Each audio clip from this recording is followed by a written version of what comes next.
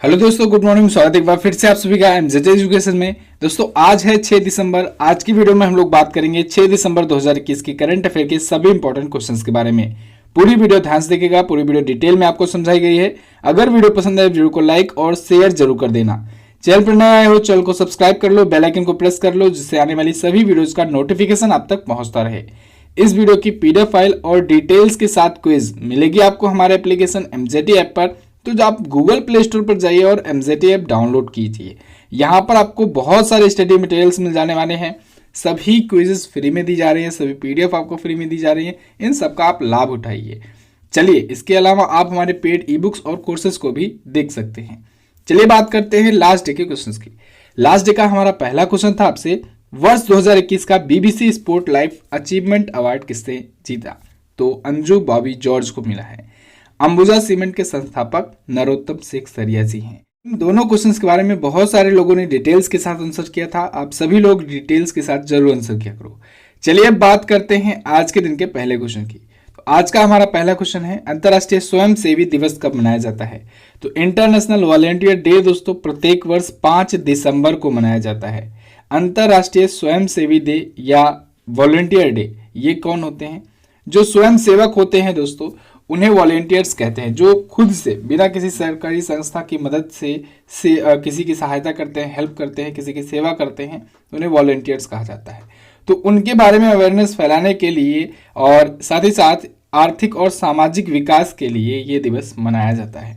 1985 में United nation की general assembly ने इसका पालन करना अनिवार्य कर दिया था और 2001 में इसके लिए ये दिवस की घोषणा कर दी गई। तो 2001 से ये मनाया जाना शुरू हुआ, अंतर्राष्ट्रीय स्वयंसेवी दिवस। अभी अब दिसंबर मंथ आया है। दिसंबर मंथ में अभी तक कौन कौन से दिवस आए हैं रिवाइज कर लेते हैं। 1 दिसंबर को विश्व एड्स दिवस मनाया गया, जिसकी थीम रखी गई इंड इनइक्वालिटीज इंड एड्स। 1 दिसंबर को ही नागालैंड का दोस्तों 59वां स्थापना दिवस मनाया गया। नागालैंड 16वां राज्य बना था, आपको पता होगा। 2 दिसंबर को विश्व कंप्यूटर साक्षरता दिवस मनाया गया। बहुत इंपॉर्टेंट है, बहुत सारे एग्जाम में अभी तक ये पूछा जा चुका है, कंप्यूटर साक्षरता दिवस। और वैसे एड्स दिवस भी बहुत बार पूछा गया है। 2 दिसंबर को ही अंतर्राष्ट्रीय दास प्रथा उन्मूलन दिवस मनाया गया। 3 दिसंबर को विश्व विकलांग दिवस मनाया गया, जिसकी थीम थी leadership and participation of person with disabilities. इसके अलावा 4 दिसंबर को मैंने आपको 2 दिवस बताए। एक तो 4 दिसंबर को भारतीय नौसेना दिवस मनाया जाता है और एक 4 दिसंबर को अंतर्राष्ट्रीय बैंक दिवस मनाया जाता है। तो ये भी आप याद रखेंगे। क्लियर? अगला देखते हैं, भारत का पहला पूर्ण कोविड-19 टीकाकरण वाला राज्य कौन बना? तो वो बन गया है दोस्तों हिमाचल प्रदेश। हिमाचल प्रदेश एक ऐसा राज्य है अब जहां के 100% यूथ बोले तो 18% से जो 18 वर्ष से जो ऊपर हैं, 18 वर्ष से ऊपर के 100% आबादी को दोस्तों फुल वैक्सीनेट किया जा चुका है। ठीक है, पूरी तरीके से वैक्सीनेट किया जा चुका है, कोविड-19 का टीका लगाया जा चुका है। तो ये बन गया है भारत का पहला राज्य 100% टीकाकरण वाला। इस राज्य में 18 वर्ष से ऊपर के जितने भी व्यक्ति हैं, 18 से 45 फिर 45 से ऊपर जितने भी व्यक्ति हैं, सबको वैक्सीनेट किया जा चुका है, सबको दोनों डोज लगाई जा चुकी है।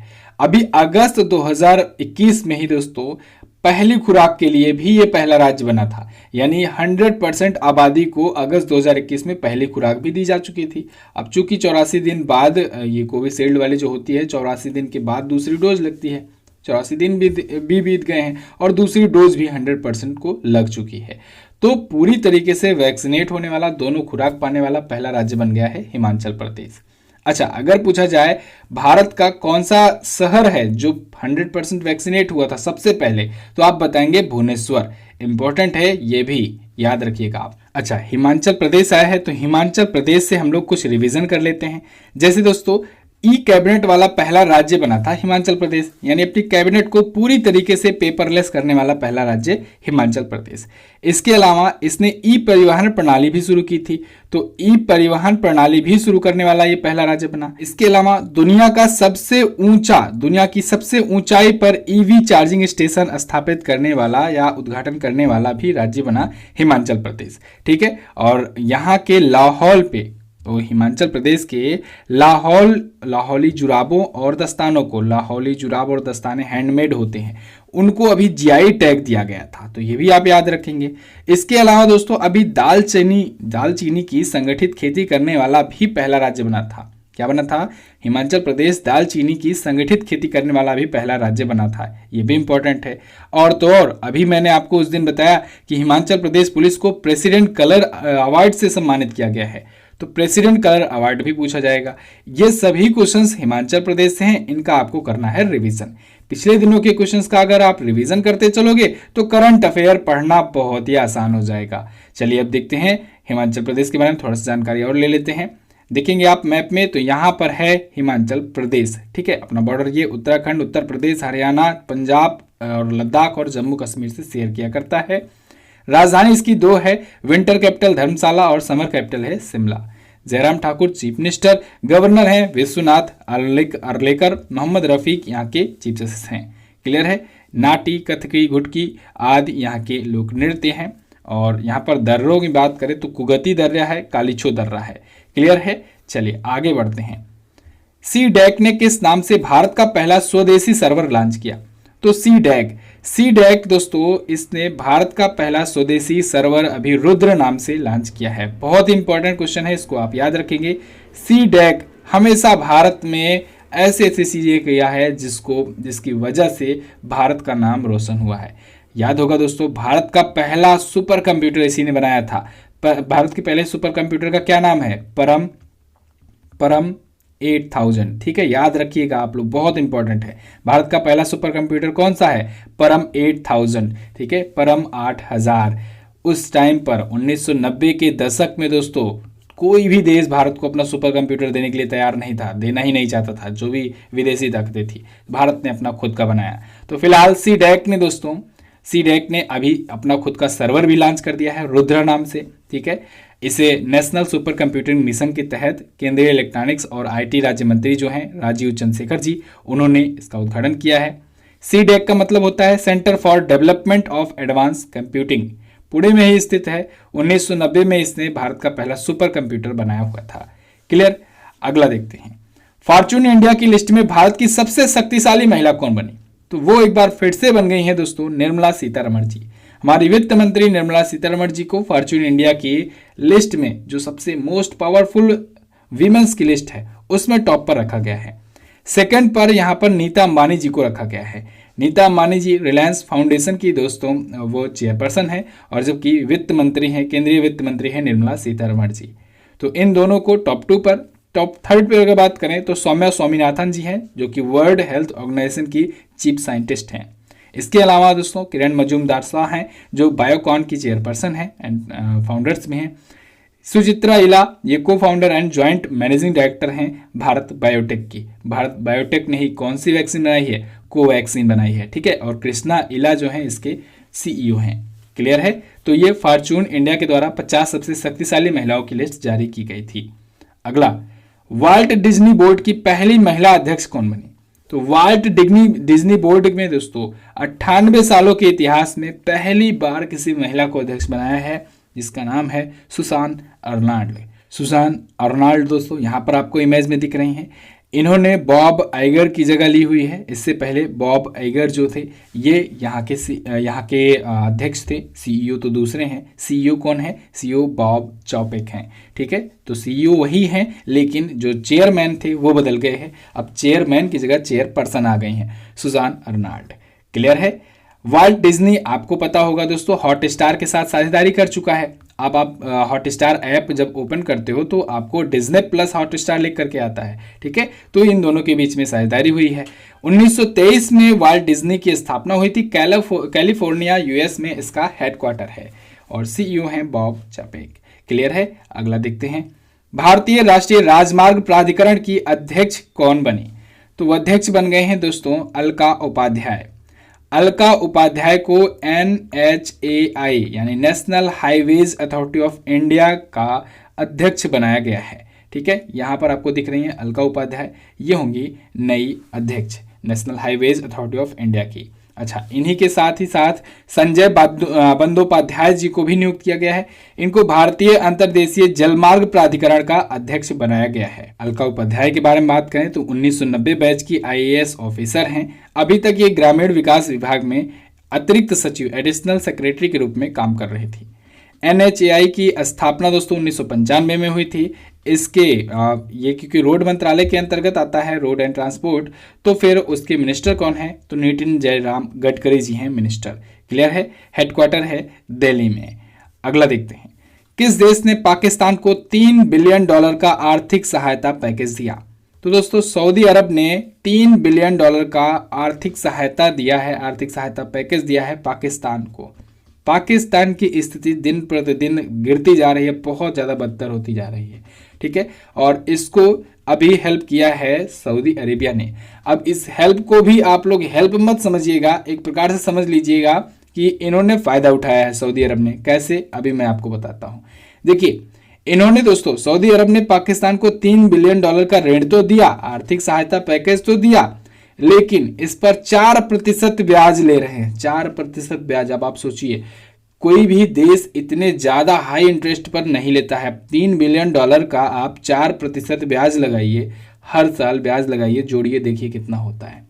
इतना ज़्यादा महंगा ब्याज कोई उतना देता नहीं है। ठीक है, लेकिन सऊदी अरेबिया दे रहा है। कारण यह है, पाकिस्तान वैसे है ही है, पैसा भी नहीं लौटा पाता है और कोई उम्मीद भी नहीं है, इसकी इकोनॉमी लगातार गिरती जा रही है, तो दे दिया, यही बहुत है। ठीक है, और भी कोई देश तो दे ही नहीं रहा है, कितने लोग तो भगा दिए, IMF भी देने से मना कर दिया, क्योंकि पाकिस्तान में बहुत ज़्यादा हाई इन्फ्लेशन रेट चल रहे हैं। ठीक है, उच्च मुद्रास्फीति चल रही। मुद्रास्फीति समझते हो ना, बताया था मैंने आपको एक बार, जब वहाँ पर कहीं पर भी किसी भी देश में जब वस्तुओं की कीमत उसकी मुद्रा की कीमत से ज़्यादा बढ़ जाए, यानी कि जो मुद्रा की वैल्यू है वो लगातार गिरने लगी और वस्तुओं की कीमत बढ़ने लगी, तब मुद्रास्फीति की स्थिति आती है। ठीक है, और इनका जो फॉरेक्स रिजर्व रेशियो है, वो ये रिजर्व है, ये भी घट रहा है।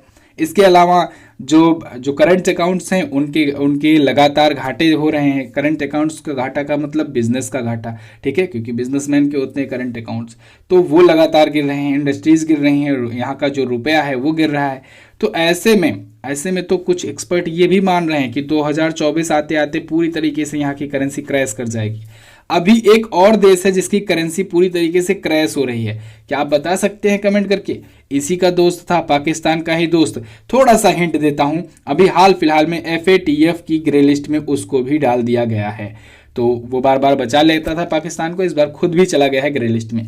कमेंट करके बताओ, उसकी करेंसी भी आप लोग कमेंट करके बताना। ठीक है, अच्छा, ब्रह्मास्त्र करंट अफेयर का ई बुक तो आया हुआ है, इससे आप 10 महीनों का कवर कर सकते हैं। इसके अलावा नवंबर मंथ की भी अभी लॉन्च हो चुकी है ई बुक, तो नवंबर मंथ का भी आप पढ़ लेंगे अगर, तो आपका जनवरी से लेकर के नवंबर तक का करंट अफेयर तैयार हो जाएगा 2 ई बुक में ही।